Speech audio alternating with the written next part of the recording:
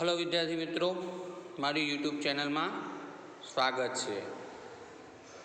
तो विद्यार्थी मित्रों, आज आप भणीशू स्टैंडर्ड 6 विषय गुजराती चैप्टर नंबर 10 जेनु नाम है मूर्खना सरदारों।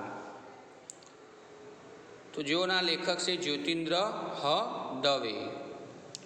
तो अहीं लेखक कहे छे कि एक दिवस अकबरे बीरबल ने पूछ्यु, मने एवो विचार आवे कि चतुर माणसो तो मैं बहु जोया छे पण मूर्खाओ बहु ओछा जोया छे।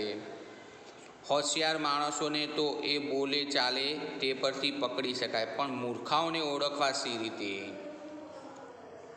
एमां शुं अघरू छे नामदार?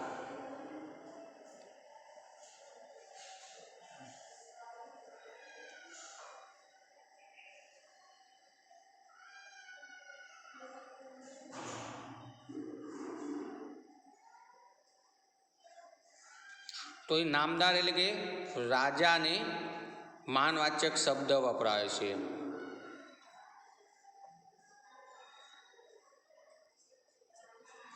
नामदार यानी कि राजा ने बोलावा तो मानवाचक शब्द। तो मूर्खाओने पण एमना बोलवा चालवा परथी ओळखी शकाय। बीरबल ने जवाब दीधो। हाँ, ये खरू छे। अकबरे कह्यु पछी कई विचार आवता ए बोल्या, एक काम कर शुं नामदार? राजा ने कह्यु, शुं नामदार? मारे मूर्खाओने जोवा छे। अठवाडियानी अंदर तू 6 मूर्खाना सरदारोने लावी हाजर कर। जेवो हुकम नामदार, बीरबले कह्यु ने पछी बीजी थोड़ी घणी वातचीत करी रजा लीधी। बीरबल अनेक माणसोना संपर्कमां आव्यो हतो। एमां केटलाक मूर्खाओ पण हता, पण एमांनो कोई एक मूर्खनो सरदार कही शकाय एवो नहोतो।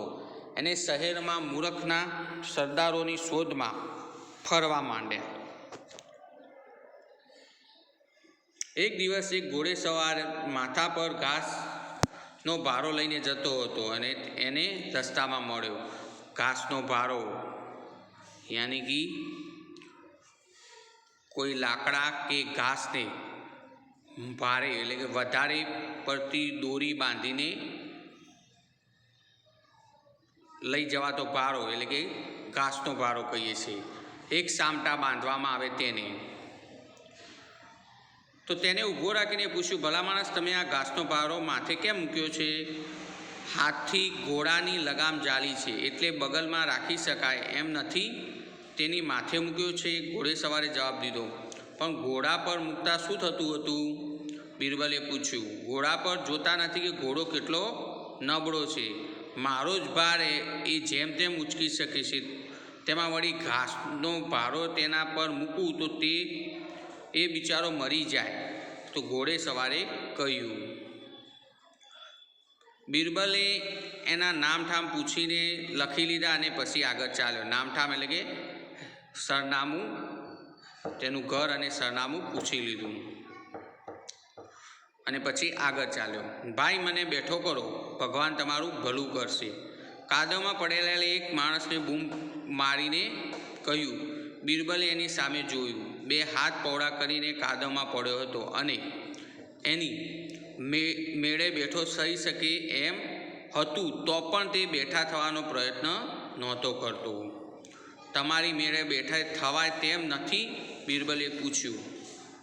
ना, पेला माणसे जवाब दीधो। मारो हाथ जालो। अहीं बीरबले एने टेको आपवा पोतानो हाथ लंबाव्यो, पण पेला माणसे कह्युं, नहीं नहीं, मारा हाथने अडकशो नहीं, मारी चोटली पकड़ीने मने बेठो करो। केम, तमारा हाथने कई ईजा थई छे? बीरबले पूछ्युं। ना, ईजा तो कशी नथी थई, पण पहला मने चोटली पकड़ीने ऊभो करो पछी हूँ कहूँ, पेला माणसे कह्युं। बीरबले एनी चोटली पकड़ीने ऊभो कर्यो अने पछी पेलो माणस 2 हाथ पौड़ा राखीने ऊभो रह्यो अने ते जोईने बीरबले पूछ्युं, पण तमे हाथ आम केम राख्या छे?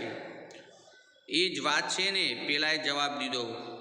मारे सुथार पासे कबाट कराववुं छे, जेनी पहोळाईनुं माप लाववा एने मने कह्युं छे।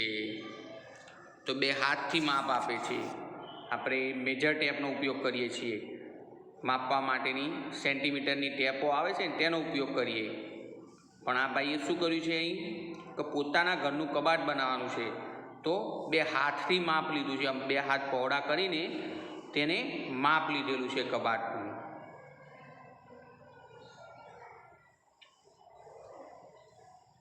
હવે જો હાથ મૂકી દે તો કબાટનું માપ જતું રહે.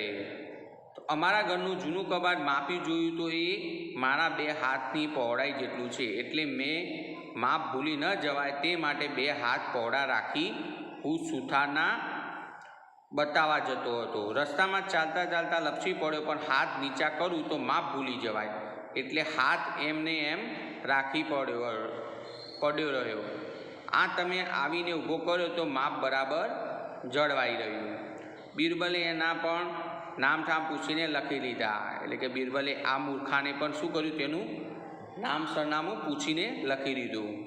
આ બનાવ પછી 2 દિવસ રહીને બિરબલ બાદશાહ પાસે ગપ્પા મારીને રાતે ઘેર પાછો ફરતો હતો. ત્યાં રસ્તામાં ફાનસ હેઠળ એને એક માણસને કંઈક શોધતો દીઠો, એટલે કે શોધતો જોયો. શું શોધો છો, કંઈ પડી ગયું છે? બિરબલે પૂછ્યું. હા, પેલાએ ટૂંકો જવાબ આપ્યો. શું? સોનાની વીંટી. લાવો, હું એ શોધવા લાગું, કહી બિરબલે પણ વીંટીની શોધ માંડી. ત્યાંથી પસાર થતા માણસો પણ એ શોધવા ભળ્યા. તમારી ખાતરી છે કે અહીં જ પડી હતી? થોડી વારે ટોળામાંથી એક જણે પૂછ્યું. ના, અહીં નથી પડી. ત્યારે પડી ગઈ છે તો ત્યાં દૂર. પણ આગે અંધારા ખૂણા તરફ આંગળી કરીને એને જવાબ દીધો. ત્યારે અહીં શા માટે શોધો છો? એટલેથી ગબડીને થોડી અહીં સુધી આવે. ત્યાં અંધારું બહુ છે અને અહીં દીવો છે, એટલે અજવાળે શોધી શકાય. પેલાએ જવાબ દીધો. મારો બેટો તદ્દન મૂરખ છે, આપણને નકામી મહેનત કરાવી. એમ તિરસ્કારથી કહીને વીંટી શોધવા ભેગા થયેલા લોકો ત્યાંથી ચાલ્યા ગયા. બિરબલે એના નામઠામ લખી લીધા. બીજા દિવસે બિરબલ નદી કિનારે ફરતો હતો અને ત્યાં એને એક માણસને રેતીના ઢગલામાં કંઈક શોધતો જોયો. ત્યાં જઈને બિરબલે પૂછ્યું. શું શોધો છો ભાઈ? હું નદીમાં નાહવા ગયો તો ત્યારે મારી આંગળીએ હીરાની વીંટી હતી, તે મેં અહીં રેતીમાં દાટી હતી. હવે તે જળતી નથી.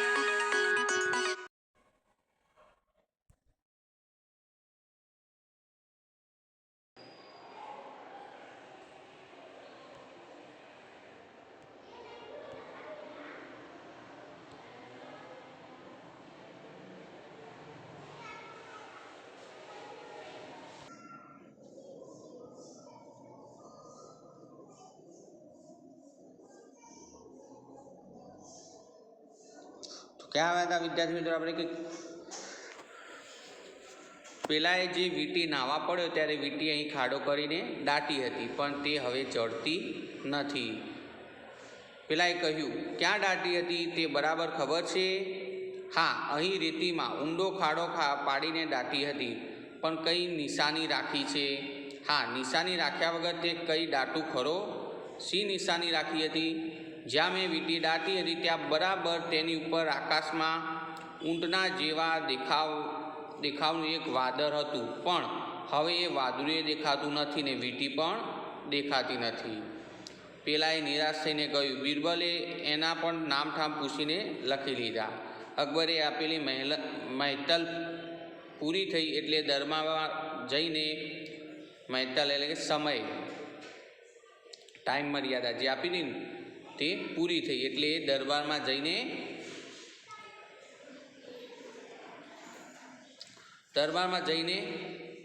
ગણાવેલ 4 જણાના નામઠામ આપી અકબરને એ સૌને બોલાવી મંગાવવા કહ્યું. આપે માગેલા મૂરખના સરદાર આ રહ્યા નામદાર, એટલે કે રાજાજી. પણ આ તો 4 છે, મેં તને 6 લાવવાનું કહ્યું હતું. અકબરે કહ્યું. નામદાર 6 હાજર છે. બિરબલે જવાબ દીધો. આ તો 4 જ દેખાય છે, બાકીના 2 ક્યાં છે? અકબરે પૂછ્યું. આ 4 તો આપ નામદારે જોયા, 5મો હું. અને બિરબલે કહ્યું. તું મૂરખનો સરદાર? અકબરને નવાઈ લાગી અને પૂછ્યું. હા નામદાર, કેમ? જાણે બીજા કોઈ કામ ન હોય તેમ મૂર્ખાઓની શોધ કરવા હું નીકળ્યો ને મેં 8 દાડા નકામા બગાડા. તે હું મૂરખનો સરદાર નહીં તો બીજું શું? બિરબલે કહ્યું. અને છઠ્ઠો નામદાર, કસૂર માફ કરજો, પણ રાજકાજના અને બીજા અનેક સારા કામો પડતા મૂકી મૂરખના સરદારો શોધી દરબારમાં આવવાનો મને હુકમ કરનાર તે છઠ્ઠો મૂરખનો સરદાર. બિરબલે કહ્યું, એટલે એ તો હું. અકબરે કહ્યું, હા નામદાર, આપણે બંને. હું મૂરખને શોધવા માટે ગયો એટલે હું મૂરખને, આપે મને શોધવા મોકલ્યા માટે આપ પણ મૂરખ. એટલે બિરબલે કહ્યું, કેટલું ગુમાન એટલે કે અહમ, બાદશાહનું અપમાન. બિરબલે સજા થવી જોઈએ. એક દરબારી બોલી ઉઠ્યો, નહીં, અકબરે હસીને કહ્યું, બિરબલ સાચું કહે છે. એને ટકોર કરીને પણ મને ખરી વાતનું ભાન કરાવ્યું છે.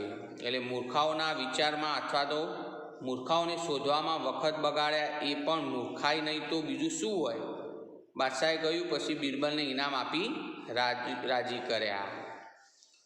તો થયા ને મૂર્ખના સરદારો. 4 શોધ્યા અને જે જોવા છે તેને પણ મૂર્ખ ગણ્યા અને જે શોધવા જાય છે તેને પણ મૂર્ખ ગણે છે. તો વિદ્યાર્થી મિત્રો, આપણનો આ પાઠ અહીં પૂરો થાય છે.